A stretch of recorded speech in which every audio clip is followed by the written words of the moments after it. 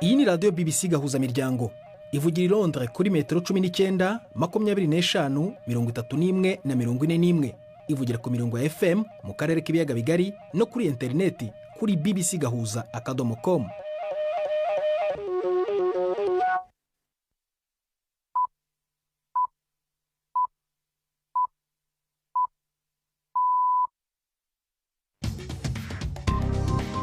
Ubu ni saa 10 n'igice ku isaha mpuzamahanga ya GMT, ni saa 12 n'igice ku masaha yo mu Rwanda no mu Burundi. Muri studio muri kumwe na Prudence Ngiyumva. Wiriwe uteze amatwi BBC gahuza miryango aho uri hose ku isi, kaze kuri radio kuri bbcgahuza.com, kuri Facebook live mu buryo bw'amashusho no ku mirongo migufi ya shortwave. Dore ingingo z'ingenzi z'amakuru turambura mu kanya kuri uyu wa kane tariki ya 22 z'ukwa munani.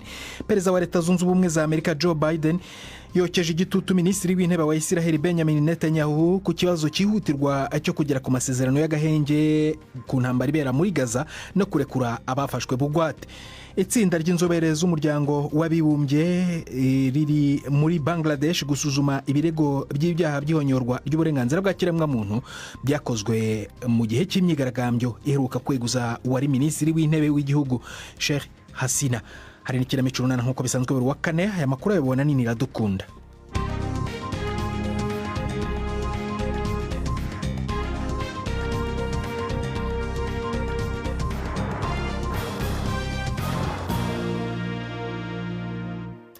Ikaze ku makuru arambuye duhera muri Bangladesh, aho itsinda ry'inzobere z'umuryango w'abibumbye riri muri icyo gihugu gusuzuma ibirego by'ibyaha by'ihonyorwa ry'uburenganzira bwa kiremwamuntu byakozwe mu gihe cy'imyigaragambyo iheruka kweguza minisitiri w'intebe Sheikh Hasina. Loni ivuga ko hari ibimenyetso biremereye by'uko inzego z'umutekano zakoresheje imbaraga z'umurengera ku buryo budakenewe. Inkuru ya Eletra Naismith muragezwaho na Jean-Claude Mwambutsa. Imyigaragambyo irangajwe imbere n'abanyeshuri yatumye minisitiri w'intebe wari umazeho igihe Sheikh Hasina yegura ku mirimo ndetse anahunga igihugu. Ihirima rye ni iherezo rye rya politike ku buryo budasubirwaho, ariko amagana y'abantu bishwe muri iyi myigaragambyo, benshi muri bo barashwe n'igipolisi. Umuryango w'abibumbye uvuga ko uru ruzinduko rugamije gutega amatwi no gufasha ubutegetsi bw'inzibacyuho mu bihe bitoroshye. Loni ivuga ko uru ruzinduko ari urwo gutegura amayira, ngo ntabwo ari urw'iperereza, ariko itsinda rya Loni ryo kureba ibyabaye rizagera mu gihugu mu byumweru bizakurikira kugira ngo rikore iperereza ku bivuga ko byabaye, birimo n'ubwicanyi bunyuranije n'amategeko, kuzimiza abantu bakaburirwa irengero n'iyicarubozo. Urukiko rw'ikirenga mu Buhinde rwasabye abaganga bari mu myigaragambyo kubera ifatwa ku ngufu n'iyicwa rya mugenzi wabo kugaruka ku kazi. Mu rubanza kuri aya mahano yakurikiwe n'urupfu ku bitaro bya Kolkata, umucamanza mukuru yavuze ko abantu badashobora guhera mu kangaratete bakeneye kuvurwa. Nyuma y'ibyumweru bibiri bibaye, ubuvuzi butihutirwa kuri ibi bitaro bya leta bwarahagaze. Abaganga barashaka ibyemezo byihutirwa byo kurindirwa umutekano. Abo ku bitaro bikuru bya Delhi bahagaritse kwigaragambya nyuma y'ubusabe bw'urukiko rw'ikirenga, ariko guhagarika akazi no kwigaragambya birakomeje mu tundi turere. Imyigaragambyo rero yadutse mu murwa mukuru i Jakarta naho muri Indonesia kubera impinduka ziteganywa mu itegeko rireba amatora. Abategetsi bakoresheje ibimodoka bimisha amazi kubigaragambya barahangana nabo nyuma y'uko bamwe muri bo bageragezaga gusenya inzugi z'inteko ishinga amategeko. Guverinoma iri gushaka kurinda amategeko y'amatora ariho muri iki gihe aha amahirwe menshi abakandida bo mu ishyaka riri ku butegetsi barimo ndetse n'umuhungu wa perezida. Kandi ayo mategeko azanabuza umunyapolitiki uzwi cyane mu kunenga guverinoma kwiyamamaza mu matora ateganyijwe ya guverineri wa Jakarta. Inkuru ya Nicky Marsh mu ijwi rya Yvette Kabatesi. Abigaragambya i Jakarta bahuriye ku cyapa cyanditseho ngo Indonesia si yo kugurishwa. Mu ntangiriro z'iki cyumweru bari bishimiye icyemezo cyatunguranye cy'urukiko rw'ikirenga cyemereraga amashyaka mato kwiyamamaza byoroshye mu matora yo mu gihugu. Ariko mu masaha 28 inteko ishinga amategeko ya Indonesia yatanze ikirego kigamije gukuraho izo mpinduka bikaguma uko byari biri. Indorerezi zifite impungenge ko intambara y'ububasha hagati y'inteko n'urukiko ruri hejuru y'izindi rwa Indonesia byabangamira itegeko nshinga cyangwa igateza ibindi bibazo bikomeye nk'ibiriho bibera i Jakarta mu murwa mukuru. Uburusiya bwatangiye iperereza ku banyamakuru 3 bambutse umupaka bajya gutara inkuru ku gitero shuma cya Ukraine yagabye mu karere ka Kursk k'Uburusiya. Umunyamakuru umwe wa televiziyo ya CNN n'abandi 2 bo muri Ukraine batangajwe muri iryo perereza. Ibiro bishinzwe umutekano mu Burusiya bizwi nka FSB byamaze gutangaza ibirego bisa n'ibi ku bandi banyamakuru 2 b'Abataliyani bakorera televiziyo ya leta. FSB ivuga ko bose uko ari 5 bazashyirwa ku rutonde mpuzamahanga rw'abantu bashakishwa, ariko Uburusiya ntibwigeze butangaza uko buzabashaka cyangwa bukabata muri yombi. Hagati aho, minisitiri w'intebe w'Ubuhinde Narendra Modi aravuga ko guverinoma ye ifite ubushake bwo gutanga ubufasha bwose ishoboye mu kugerageza guhosha intambara ibera muri Ukraine, ariko yatanze impuruza ko nta kizakemurirwa ku rugamba. Yabivuze nyuma y'ibiganiro yagiranye na mugenzi we wa Polonye Donald Tusk i Varsovie mu murwa mukuru. Modi ategerejwe muri Ukraine ejo kuwa 5 ku butumire yahawe na Perezida Zelensky. Modi yanze kwamagana intambara Uburusiya bwagabye kuri Ukraine. Mu kwezi gushize kwa 7 yamaganywe bikomeye amaze guhobera ku mugaragaro Perezida Vladimir Putin, umunsi umwe gusa nyuma y'igitero Uburusiya bwagabye ku bitaro by'abana i Kiev. Perezida wa Leta Zunze Ubumwe za Amerika Joe Biden biravugwa ko yokeje igitutu minisitiri w'intebe wa Israel Benjamin Netanyahu ku kibazo cyihutirwa cyo kugera ku masezerano y'agahenge no kurekura abafashwe bugwate i Gaza. Vice Perezida Kamala Harris nawe yari muri icyo kiganiro kuri telefone. Amakuru aravuga ko umunsi umwe ushize abantu 50 bishwe n'ibitero bya Israel byo mu kirere, kandi hari n'ikozanyaho hagati ya Israel n'umutwe wa Hezbollah ukorera muri Liban. Inkuru ya Yolande Ner uri Yerusalemu, muragizwaho na Jean-Claude Mwambutsa. Nubwo hakomeje kongerwa ingufu z'ibiganiro byo mu rwego rwa diplomasi, nta kimenyetso cyerekeza ku masezerano y'agahenge muri Gaza mbere y'inama igomba guhuza mu mpera z'icyumweru intumwa za Leta Zunze Ubumwe za Amerika, Israel, Misiri na Qatar. Inama iteganijwe i Cairo. Mu ijoro ryakeye ibiro bya minisitiri w'intebe wa Israel byongeye gushimangira ko Israel ifite umugambi wo kugumisha ingabo zayo ku mupaka wa Gaza na Misiri, ingingo yakomeje kutavugaho rumwe na Hamas. Muri Gaza, igisirikare cya Israel kivuga ko ku munsi w'ejo cyarashe ahantu 30 kikahica abarwanyi bitwaje intwaro barimo abiciwe ku ishuri. Kivuga ko Hamas yari yarahinduye ibirindiro. Abanyapalestine bavuga ko abana bari mu bahitanywe nyuma y'uko indege z'intambara za Israel zirasiye muri Liban rwagati. Hezbollah nayo yasutse ibisasu bya muzinga bibarirwa muri birongo ku butaka bwa Israel ndetse no mu misozi yigaruriye ya Golani. Hakaba hariho icyoba cy'uko indi ntambara yeruye yabigiye kubura. Hagati aho, urwego rushinzwe umutekano muri Israel Shin Bet ruravuga ko abayahudi 4 bigaruriye ubutaka bwa Palestine batawe muri yombi bakekwa gukora ibyaha by'iterabwoba ku banyapalestine mu karere ka West Bank. Iritabwa muri yombi rifitanye isano n'igitero cy'abayahudi bagera ku 100 bitwaje ibyuma n'imbunda bagabye ku murenge wa Jit muri Palestine. Minisiteri y'ubuzima ya Palestine iravuga ko umugabo umwe yishwe, amazu n'amamodoka bigakongorwa. Intambara yo muri Gaza yasembuye ibikorwa by'urugomo muri West Bank. Kuva mu kwezi kwa 10 k'umwaka ushize, abanyapalestine barenga 600 bishwe n'abasirikare ba Israel cyangwa abayahudi bigaruriye ubutaka bwa Palestine muri West Bank. Abanya-Israel 19 barimo n'abasirikare nabo bishwe muri icyo gihe nyine. Ini BBC Gahuzamiryango, tugeze ku isa 11:38 muri za BBC London, ni saa 1:22 mu Rwanda no mu Burundi. Nyuma karuko gato cyane turakomeza amakuru arambuye. Ndi Prudence Ngiyumva.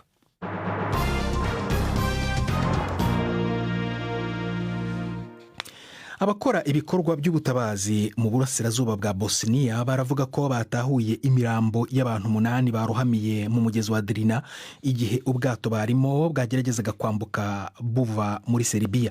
Abandi bimukira bagera kuri 18 barimo n'abana 3 bashoboye kugera ku nkombe za Bosnia ari bazima, ariko abakozi b'ubutabazi mu bihugu byombi baracyagerageza gushaka ababuriwe irengero. Biravugwa ko barimo ndetse n'umubyeyi uri kumwe n'uruhinja. Hari no gushakishwa kandi umuntu wambutse abimukira ku buryo bwa magendo. reka tubasubiriremo inkuru twabagejejeho ifite ikibazo cy'abana bavukanye ubwandu bw'uruhu, bakaba rero baravutse ku muryango umwe ari 5 bose bakaba baravutse ku babyeyi ariko bakaba bafite ubwo bumuga bw'uruhu abazwi nka nyamweru. Mu karere ka Musanze BBC yagendeye umuryango wa Nduhungirehe wavutsemo abo bana 5 bose bafite ubwo bumuga bw'uruhu, ngo ntibyaboroheye kurerera aba bana mu babanyi badasobanukiwe neza n'iby'ubu bumuga. Gusa buhoro buhoro ngo ababanyi babo bagenda bakira uko basobanukirwa ubumuga nk'ubu uko bubaho. Ni inkuru ya Jean Claude Mwambutsa tubasubiriramo. Uko hari n'igihe navaga wenda n'urugero najya nko kuvoma, naza bambwiye nk'amagambo mabi, nkaza nacitse intege, nkumva sinzasubira wenda no kuvoma, ariko nyine kuberaga amagambo meza. Ndi mu murenge wa Nkotsi w'akarere ka Musanze. Uwo mwana w'umukobwa ni Akimanizanye Sandrine w'imyaka 18 wavukanye ubumuga bw'uruhu. Nk'ikibazo tugira mu ishuri, nk'ubu ntabwo dushobora kureba kure cyane, nshobora kujya imbere ku kibaho imbere cyane, hakaba batabyakiriye neza, akavuga ati n'ikiva imbere kiri kudukingiriza. Hari abakumva, hari n'abatakumva. Ageze mu mwaka wa 6 w'amashuri yisumbuye, ni uwa kabiri mu muryango w'abana 9 barimo 5 bavukanye ubumuga bw'uruhu. Mu babyeyi be nta n'umwe ufite ubumuga, cyakora nibo bababajwe cyane n'ivangura ryakorewe uyu mukobwa. Mukuru we ubu wujuje imyaka 24 ndetse n'abandi bana 3 bakiri bato. Duhungirehe Feliciani niwe se w'aba bana. Ku muryango byabaye ikibazo, ati ntabwo ari we wamubyaye mwirukane. Nuko bwo rero bitewe nuko nje twari dukundanye tuba gicibwa, ariko twege turakomeza dushingira hamwe tugumana ibyo bibazo bavuga dufite, nkahangana n'ibyo bibazo nyine tukihanganirana tugafatanya ubuzima. Mu bihe nk'ibi ababyeyi b'abagore nibo bakunze kwibasirwa n'imiryango baregwa ko ari bo bayazana. Gusa kuri Akingeneye ngo yishimira cyane ko umugabo we yamubaye hafi. Yaraduhahiye, aratugaburira, kandi noneho babana ntababone nk'uko abandi bari kubita ngo ni inyamaswa. Ni ibintu bavuga ko ntari umubyeyi nk'abandi, naheka bakavuga bati suri yahetse iki, n'abandi konsa nicaye ugasanga uhanyuze wese arashungiye ngo dore ya mwana. Rwose namushimira, yarakoze. Tugarutse kuri Sandrine, avuga ko afite inyota yo kwiga ndetse ngo yumva ubumuga bwe butazamubuza kuba umuntu ukomeye. Ndamutse mbonye ubushobozi pe, nakiga na kaminuza zose nkazirangiza. Nenge niga mege, numva wenda nazaba nka manager. Ikibazo cy'ubukene bw'umuryango ariko ngo gishobora kuzamubera inzitizi nk'uko bivugwa na se. Mukuru we w'imyaka 24 ubu yiga muri kaminuza, ariko nawe yabishoboye kubera inkunga y'abagira neza. Mbona kugira ngo abigereho bitoroshe cyane ko imbogamizi, ntabwo waje kwishura utararyishura, ntabwo wagera muri university utabona na gari ha segonderi. Na segonderi no kugenda ndapfundikanya, yahabishobora yahagera nk'uko yabikubwiye mu ndotozi, ariko imbogamizi n'ubushobozi. Nubwo uvuga ko umwana ufite ubumuga bw'uruhu ntawe atandukaniye n'abandi, umuryango Nduhungirehe uvuga ko bitoroshye kurera abana bafite ubumuga, cyane iyo bakiri bato nk'ababo. Ngo bisaba kutabava iruhande kuko izuba ryinshi ribakubise igihe gito rishobora gutuma barwara, byabajyana no mu bitaro. Ngo bakenera isuku nyinshi ndetse no kubwirwa amagambo y'urukundo, kuko abatitaweho bashobora gukurizamo kwiheba ndetse no kwishyira mu kato kiyongera kuko bahabwa n'abandi. Jean Claude Mwambutsa, BBC Gahuza Miryango, mu karere ka Musanze. Iyo nkuru ya Jean Claude Mwambutsa twabasubiriragamo tugejeje ku isaha 1:17 mu Rwanda no mu Burundi n'umwanya w'ikinamico runana.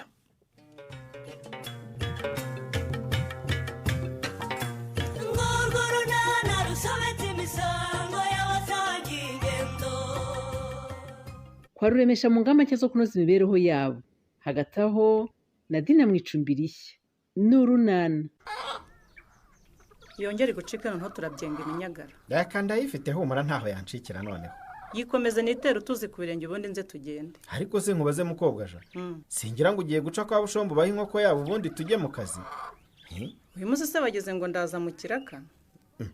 Urajya he? ngiye kunyura ku murenge mbaze shosho niba nkiri ku rutonde rw'abahabwa iriya nkunga y'ingoboka. none se kuki urinda kujya kumubaza kandi dusanzwe? Sinzi aho nari kandagiye ko uyu munsi bashobora kuduha rya faranga ry'inkunga y'ingoboka. Ntiwumva ahubwo uzi ko twongeye twanyweye n'impamvu y'Imana. Yewe simbizi noneho mfite ubwoba pe. Ufite ubwoba bw'iki se kandi? Cyakora noneho mbere y'uko tuyanywera uyazane mbanze nkure wayo guhayisha, dore rwose nzi kubika amafaranga kukurusha. Araba yaje se ko mfite ubwoba bwa kiriya kigore ngo ni umujyanama. Ko azagaruka kudutegeka uko tuzayakoresha se? Ahubwo ko cyagiye kujajwa ngo tuyakoresha nabi bakaba badukuye ku rutonde rw'ababyemerewe. Ariko uzi ko ari byo koko ibyo bintu byashoboka. Ariko se ubwo yabavuga ibikinya kuvuga idahiye. Imana ikidutsindira amafaranga ze pe. Oya. Niyo mpamvu ngiye kunyura ku murenge nkareba uko nibarishwa shosho nkumva niba nkiri ku rutonde nkabona kujya kuri sako.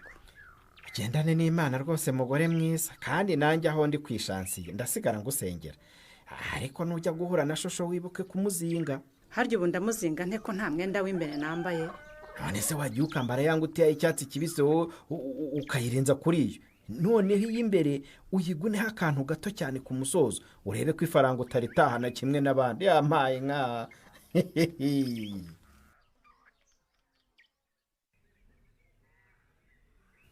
niko se Stefa. Ndakumva.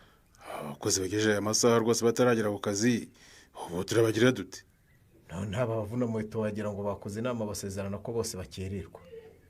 Ndabona dukwiye gushaka igisubizo cy'iki kibazo rwose Stefa. Tukabigenza dute se? Tukabigenza dute? Aba bakozi bose bakererwa rwose turabirukana. Tuzana abazi icyo bakora. Abandi bose nabirukana nk'uko bivuga. Ariko umukobwa jana se namukoraho. Nawe uriya mudamu bujye mwitegereza. Ngo aramaze niba padiri ari umugaturika di. None se ntamureba ntabwo ndi umugabo. Ndakoze. Ubwo ari wowe uraje umuterete. Ubundi se hari aho mwayi wamutereta hari icyaha yabakoze. Uriya muvuna muheto nubwo ari umukene ariko ni mwiza pe. Ahubwo njye nibaza rwose ikintu uriya muhirimbiri ngo ni Pascal yamukuruje rwose ngewe kikanyobera. Uriya yamushoboje iki? Siyo mpamvu se nyine mugeza ku ishantiye abafundi mwese mugashaka kumwunganira muri gahunda. Cyeka niba ushaka kujyamo nabone ngewe nibeshye kanwaze akabimenyesha yambamba ku musaraba ndakubwiza ukuri. Reka nanjye ni ukwirebera nkagira intuza gusa. Nyamara watereta wagira ute umenye ko amakuru avuga ko Patrick yirukanye Nadine. Wabona rero agiye kukuzira. Ugize ngo iki busho? Yaramwirukanye da. Kuryashya no Patrick yaragirukanye. Niko amakuru avuga rwose. Kumva ngo yaramwirukanye nabira. Kandi Nadine rwose nta handi afite akinga umusayibu rero urumva ko nawe abavuna muheto ko bari babanye nk'agati k'inkubirane dayimoni yabateye ngo bashwanishe yaturutse he ko. Uzi ukuntu nari natengamaye nifitiye amahoro kiriya kigore kiri kwa Patrick. Nuko rero nuko bimeze. Ibyo panga byose ubipange uzi ko igihe cyose Nadine yaza kugutera hejuru rwose ngo umushakire ahaba.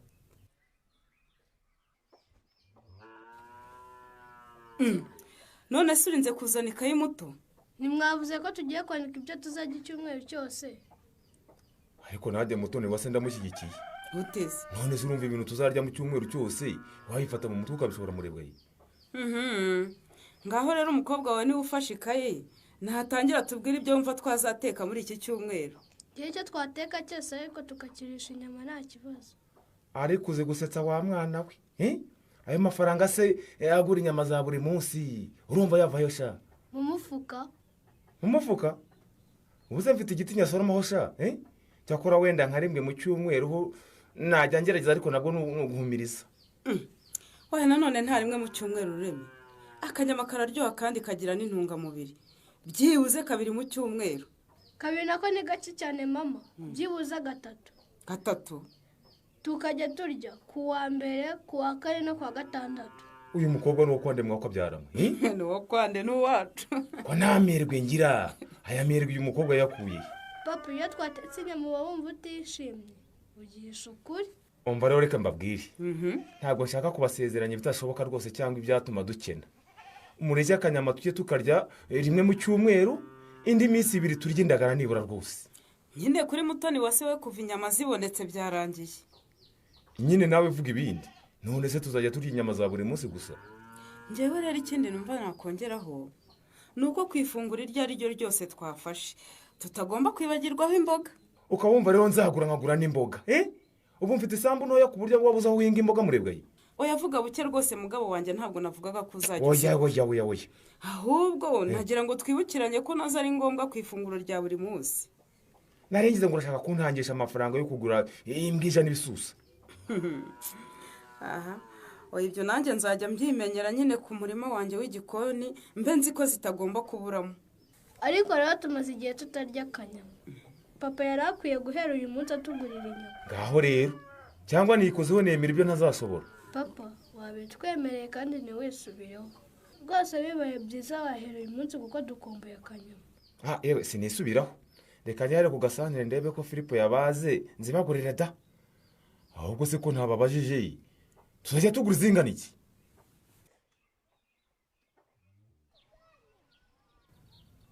none se byagenze gute kugira ngo wisange mu kizu nk'iki Nadi?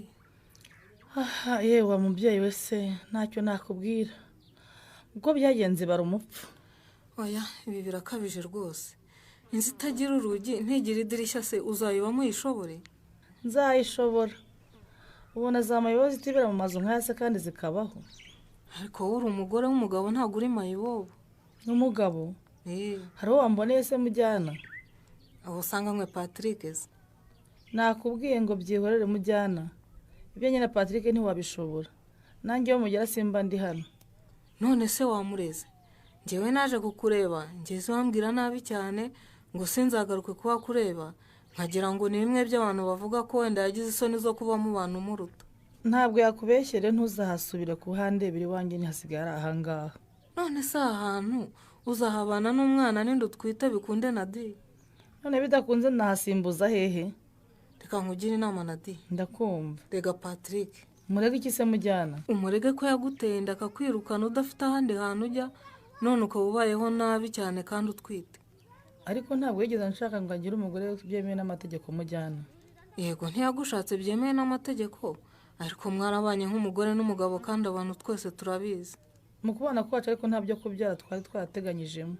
none niba mutarashaka kubyarana se mwabanaga ngo bigende bite? twabanye nk'umuntu wari uncumbikiye, twemenya ko nta na rimwe tuzakora imibonano mpuzabitsina idakingiye. aho nabeye ikigoryi rero natekereza ko nimutega inda tukabyarana urukundo rwacu ruziyongera nkaba umugore we burundu. noneho wamukoresheje imibonano mpuzabitsina idakingiye watabizi?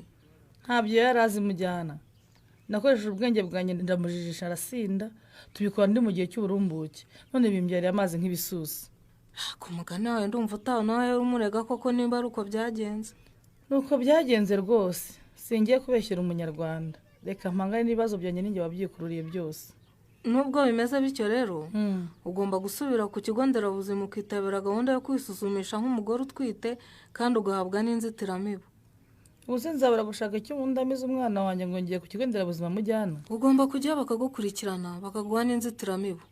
gusa urabona waba muri iki kizu kimeze gutya utarara mu nzitiramibu ukamara n'icyumweru utararwara malariya Nadi?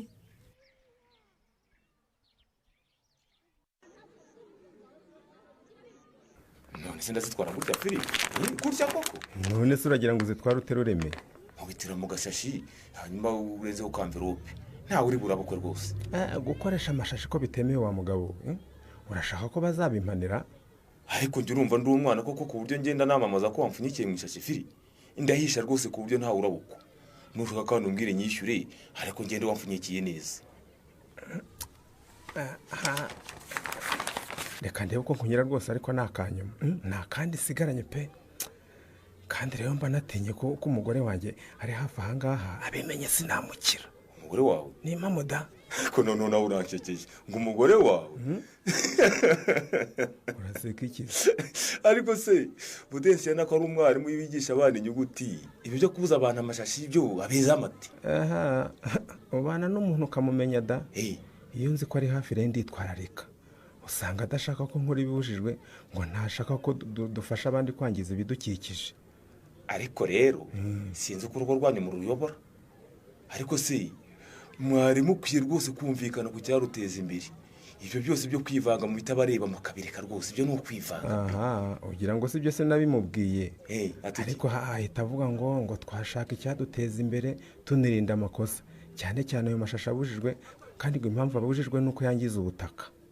ariko rero njya mbyumva no kuri radiyo Firi ko ayo mashashi n'ibikoresho bya plastique bikoreshwa rimwe bikajugunywa bibujijwe kubera ko byangiza ibidukikije rwose.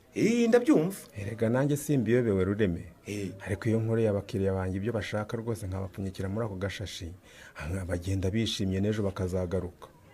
Pfunyikira nigendere yewe, ariko bizakugora gukorana ibyo utumvikanaho n'umugore wawe. None se umugore we baragira ati gupfunyika mu mashashi no gukoresha ibikoresho bya plastique bikoreshwa rimwe gusa bikajugunywa ni ukwangiza ibidukikije, wowe ukabikoresha wihishe, ubaze muzahuza muti?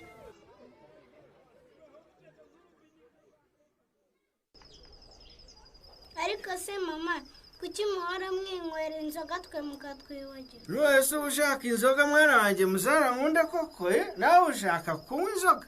twe tuba twisonze, niyo mwatwihera ibiryo cyangwa amandazi nk'ubushize nta kibazo. wumva uko kivuga icyo nacyo, twe tuba twisonze rero bwatwihera ibiryo cyangwa amandazi nk'ubushize nta kibazo. kera wari ubwana bwiza, none bushiki wawe yakwanduje ubushizi bw'isoro usigaye unyubahuka shaka. none se arabeshya ntidushonje mama? mushonje gute kandi twabasigiye ibijumba byo guteka ariko muzara? none se ibijumba turabirya byonyine ko nta n'imboga dufite? ariko mukobwa je ndakumva pastor, abana baravuga ukuri, baha amafaranga bajye kugura imboga baze bateke babone icyo barisha biriya bijumba rwose.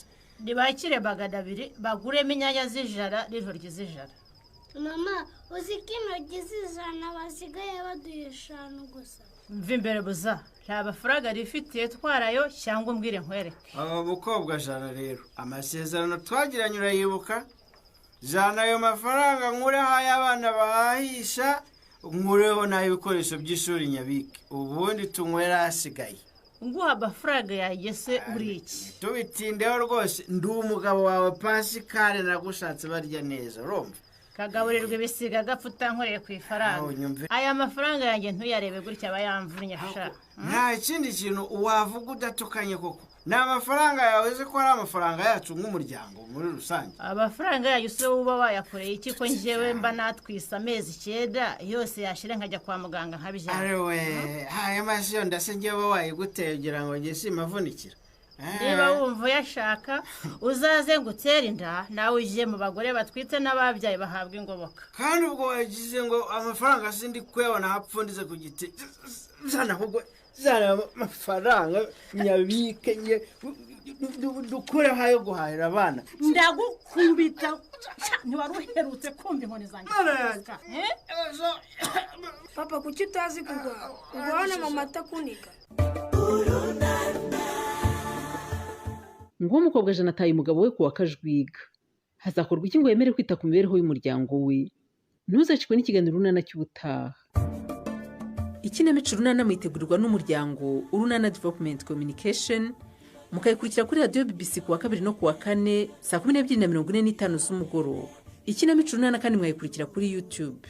kuyigeraho andika ijambo ikinamico urunana official maze utange n'ibitekerezo.